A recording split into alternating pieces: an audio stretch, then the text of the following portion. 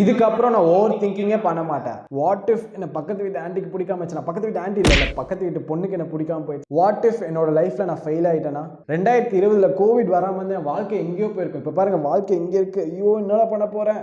நீங்களும் இப்பெல்லாம் ஏதாச்சும் நினைச்சு ஓவர் திங்க் பண்ணிட்டு இருக்கீங்களா? இதை ஸ்டாப் பண்ணு, என்ன பண்றதுன்னே தெரியல, நான் ஸ்டாப் பண்ணி ஆகணும்னு யோசிச்சிங்கன்னா, you have click the right video man. நான் சொல்ல போற இந்த 5 ட்ரிக்ஸ் எனக்கு பர்சனலா ஒர்க் அவுட் ஆனது. நான் வந்து எப்பெல்லாம் ஓவர் திங்க் பண்றேனோ இதெல்லாம் இம்ப்ளிமெண்ட் பண்ணி நான் வந்து அதுல இருந்து வெளியே வந்துடுவேன். சோ தட் இதை வந்து நீங்க உங்களோட மைண்ட்ல சேவ் பண்ணாலும் ஓகே, இல்ல எங்கேயாச்சும் போன்ல நோட் டவுன் பண்ணி வச்சாலும் ஓகே. ஏன்னா கண்டிப்பா நமக்கு வந்து எப்போ ஓவர் திங்க் பண்றோம்னா தெரியாது, நம்ம திடீர்னு ஒரு ஓவர் திங்கிங் மோடுக்கு போயிடுவோம். ஸோ நீங்க எப்பெல்லாம் ஓவர் திங்க் பண்றீங்களோ அப்பெல்லாம் நான் சொல்ற இந்த ட்ரிக்ஸை வந்து இம்ப்ளிமெண்ட் பண்ணுங்க. நீங்க அந்த ஓவர் திங்கிங்ல இருந்து வெளியே வந்து கொஞ்சம் ஃபீல் ரெஃப்ரெஷ்டா ஃபீல் பண்ணுவீங்க. ஸோ நீங்க ரெடியா? அப்பனா இந்த வீடியோ ஃபுல்லா பாருங்க. சேனலுக்கு நீ வந்தீங்க இந்த மாதிரி more and more self improvement videos வேணும்னு நினைச்சீங்க, இப்பயே சப்ஸ்கிரைப் பண்ணிக்கோங்க.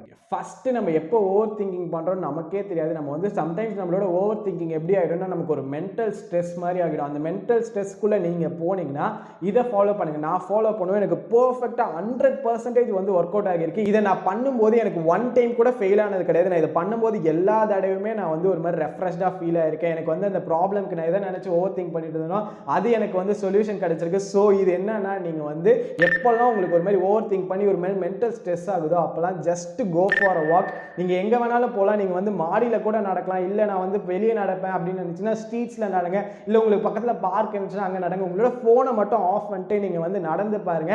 எதை நினைச்சு நீங்க ஓவர் திங்க் பண்றீங்களோ அதுல வந்து உங்களுக்கு ஒரு சொல்யூஷனும் கிடைச்சிடும். பிளஸ் வந்து நீங்க ஒரு மாதிரி ரெஃப்ரெஷ்டா ஃபீல் ஆவீங்க. அப்படி சொல்யூஷன் கிடைக்கலன்னா இன்னொரு தாட் வரும், பார்த்துக்கலாம்டா அப்படின்னு சொல்லி உங்களுக்கு ஒரு தாட் வரும். அதனால வந்து நீங்க ஒரு மாதிரி ரெஃப்ரெஷ்டா ஃபீல் ஆகிறதுக்கு எனக்கு தெரிஞ்சு இதுதான் பர்ஃபெக்ட்லி ஒர்க் அவுட் ஆகிற ஒரு விஷயம். நீங்க வந்து just go for a walk. உங்களோட மென்டல் ஸ்ட்ரெஸ் எல்லாமே குறைஞ்சிடும்.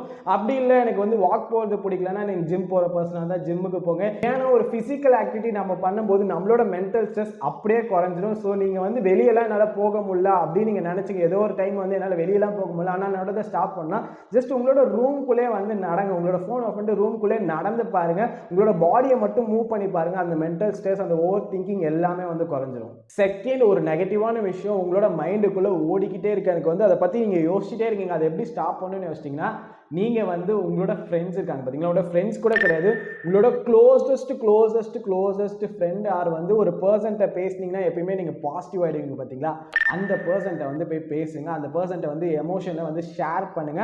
அது போதும். நீங்க வந்து ஷேர் பண்ணீங்கனாலே, நீங்க வந்து வென்ட் அவுட் பண்ணாலே உங்களோட ஃபீலிங்ஸ் எல்லாமே குறைஞ்சிடும். உங்களோட ஓவர் திங்கிங் எல்லாமே ஸ்டாப் ஆயிடும். அந்த பர்சன் லிசன் பண்ணா போதும். அந்த பர்சன் சொல்யூஷன் தரணும் இல்லை, நீங்க சொல்லும் போதே உங்களுக்கே ஒரு சொல்யூஷன் வந்துடும். இல்ல அந்த பர்சனும் மேபி நல்ல ஒரு சொல்யூஷனும் கொடுக்கலாம் உங்களோட ஓவர் திங்கிங்கு. அப்படி இல்ல அந்த பர்சன் தான் உங்களுக்கு ப்ராப்ளமே, அந்த பர்சனால தான் நீங்க ஓவர் திங்கே பண்றீங்கன்னா நீங்க இருக்கீங்க, அது போதும். நீங்க ஜஸ்ட் ஒரு பேப்பர் எடுத்துக்கோங்க, இல்ல ஒரு நோட் எடுத்துக்கோங்க.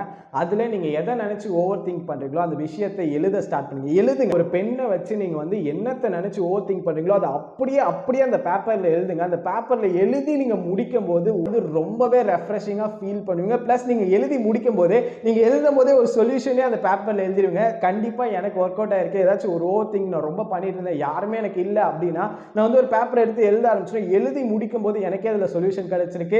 எனக்கே வந்து அதுக்கு சொல்யூஷனே கிடைக்கலன்னா அதே தான் நான் வந்து பார்த்துக்கலாம் அப்படின்ற ஒரு ஃபீலிங்ஸ் வரும். பிளஸ் வந்து நான் அது முடிக்கும் போது ஒரு மாதிரி ரெஃப்ரெஷ்டா ஃபீல் ஆகிட்டு என்னோட நெக்ஸ்ட் ஒர்க்கை நான் பார்க்க ஆரம்பிச்சிடும். ஸோ இதையும் நீங்க வந்து ட்ரை பண்ணுங்க.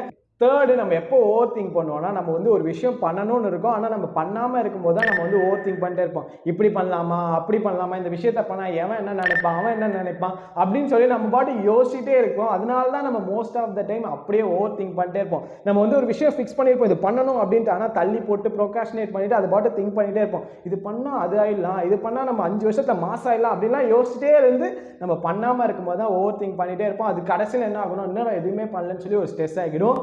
அதனால கமான், நீங்க அப்படிதான் பண்ணிட்டு இருக்கீங்கன்னா, நானும் நிறைய டைம் அப்படி பண்ணியிருக்கேன். அதனால தான் சொல்றேன், கமான் அதை வந்து நம்ம வந்து ஸ்டாப் பண்ணலாம். ஸ்டாப் பண்ணிட்டு ஒரே ஒரு செகண்ட் உங்களோட மைண்டுக்குள்ள நீங்க கேளுங்க, ஓகே நம்ம வந்து இப்படியே யோசிச்சுட்டு இருந்தா அந்த விஷயம் நடக்குமா, நடக்காது, நம்ம ஏதாச்சும் ஒரு ஆக்ஷன் எடுக்கணும், அதனால இன்னைக்கு ஏதாச்சும் ஒரு ஆக்ஷன் பண்ணிடுவோம் அப்படின்னு சொல்லி நீங்க உங்களோட மைண்டை ட்ரிகர் பண்ணிட்டு ஏதாச்சும் ஒரு ஸ்டெப்பை நீங்க எடுத்து வச்சிருங்க. அதுல நீங்க ஏதாச்சும் ஒரு ஸ்டெப் எடுத்து வைக்கும்போது நீங்க நிறைய விஷயத்த பண்றதுக்கான சான்சஸ் அதிகமா இருக்கு.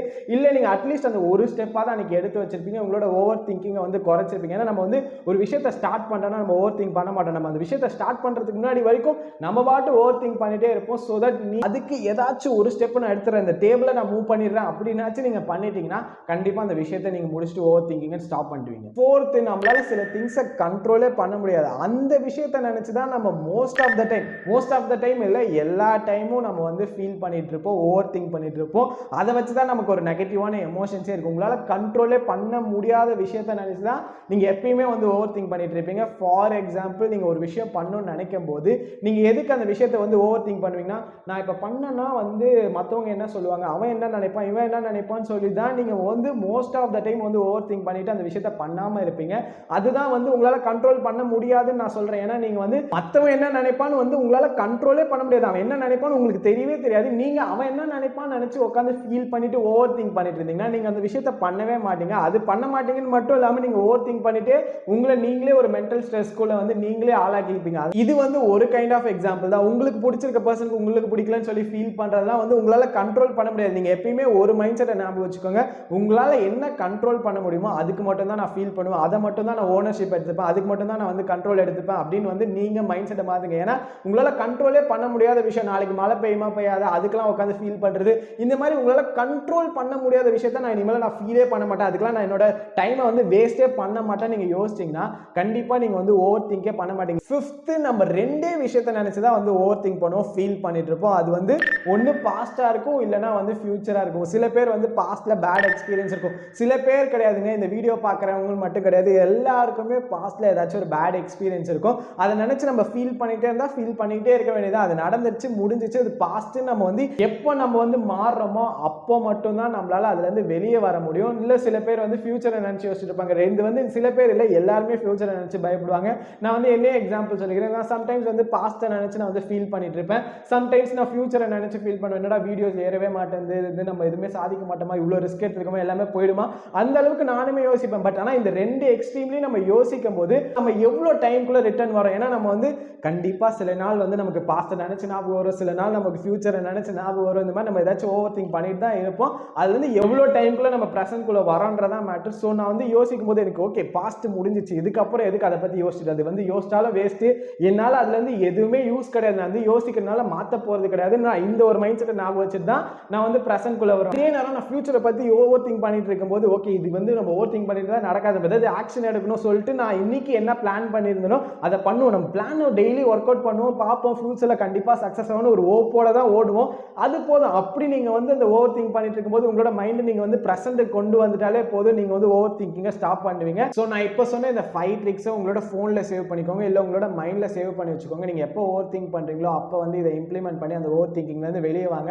ப்ளஸ் இந்த வீடியோ உங்களுக்கு ஹெல்ப்ஃபுல்லாக இருந்துச்சுன்னு வச்சிங்கன்னா லைக் பட்டனை வந்து தட்டி வச்சுக்கோங்க மேம். ஏன்னா இந்த யூடியூப் அல்காரிதம் எப்படி ஒர்க் ஆகுதுன்னா, லைக்ஸ் அதிகமாக இருக்கும்போது தான் வீடியோஸை புஷ் பண்ணுதான். ஸோ தட் இது வந்து நீங்கள் லைக்ஸ் அதிகமாக பண்ணும்போது இது யாருக்கு தேவைப்படுதோ, இந்த ஓவர் திங்கிங்கை ஸ்டாப் பண்ணணும்னு ரியலி நினைக்கிறாங்களா அவங்களுக்கு தேவைப்படுறவங்களுக்கு இந்த வீடியோ ஷேர் ஆகி அவங்க அவங்களோட ஓவர் திங்கிங்லேருந்து வெளியே வந்தாங்கன்னா நான் ரொம்பவே ஹாப்பியாக தான். அதனால வந்து நீங்கள் லைக் பட்டன் உங்களுக்கு ஹெல்ப்ஃபுல்லாக இருந்துச்சுன்னு நினச்சிங்கன்னா லைக் பட்டனை தட்டிக்கோங்க.